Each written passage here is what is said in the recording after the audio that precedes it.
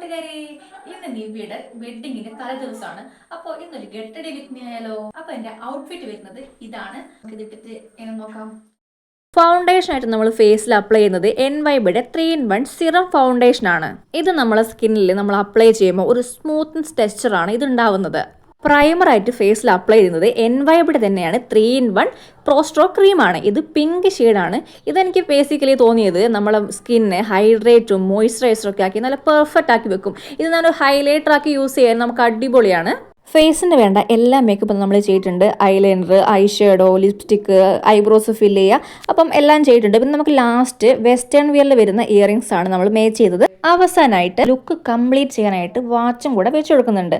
അപ്പം ഇതും കൂടെ വെച്ചപ്പോൾ നമ്മളെ ലുക്ക് ഫുൾ കംപ്ലീറ്റ് ആയി. അപ്പം എങ്ങനെയുണ്ട്?